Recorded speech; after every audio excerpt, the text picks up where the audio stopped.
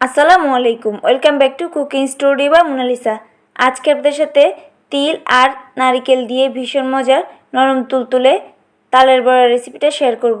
আশা করি আজকের রেসিপিটি আপনাদের ভালো লাগবে। রেসিপি ভালো লেগে থাকলে প্লিজ একটি লাইক দিয়ে দিবেন। প্রথমে তালের বড়ার জন্য এখানে আমি নিয়ে নিচ্ছি 1.5 কাপ ভেজা চালের গুঁড়া। অবশ্যই ভেজা চালের গুঁড়া ইউজ করবেন, এতে করে তালের বড়াটা নরম তুলতুলে হবে। দিয়ে দিচ্ছি 1/2 কাপ আটা। এখানে আটা ইউজ করলে ভালো, ময়দা ইউজ করলে তালের বড়াটা শক্ত হয়ে যেতে পারে। দিয়েছি 3 চা চামচ গুঁড়ো দুধ, 1/4 চা চামচ লবণ। লবণটা দিয়ে সবগুলো উপকরণ একসাথে খুব ভালো করে মিশিয়ে নিয়েছি। এবার দিয়ে দিচ্ছি 1/2 কাপ চিনি, 1/4 কাপ কুড়ানো নারিকেল, 4 চা চামচ সাদা তিল। এবার আবার হাতের সাহায্যে সব কিছু একসাথে খুব ভালো করে মিক্স করে নিচ্ছি।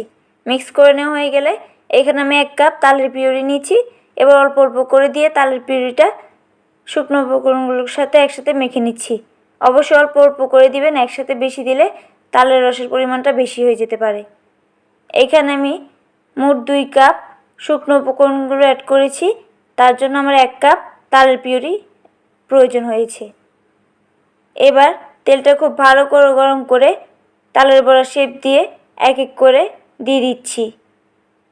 চুলার আঁচ মিডিয়ামে রেখে সময় নিয়ে তালের বড়াগুলো ভেজে নিলে ভেতর পর্যন্ত কুক হবে। তালের বড়াগুলো ভেজে নেওয়া হয়ে গেছে, এবার আমি তেল থেকে তুলে নিচ্ছি। আপনারা হয়তো অনেকভাবে তালের বড়া খেয়েছেন, একবার এভাবে তিল আর নারিকেল দিয়ে তালের বড়া খেয়ে দেখবেন, ইনশাল্লাহ আপনাদের ভালো লাগবে। রেসিপিটি কেমন লেগেছে কমেন্ট করে জানাতে ভুলবেন না। রেসিপি ভালো লেগে থাকলে প্লিজ একটি লাইক দিবেন এবং চ্যানেলটি সাবস্ক্রাইব করে পাশে থাকা বেল আইকনটি প্রেস করে দিবেন। আপনি যদি ফেসবুক থেকে ভিডিওটি দেখে থাকেন অবশ্যই পেজটি ফলো করে দিবেন। আজকের মতো এখানেই বিদায় নিচ্ছি।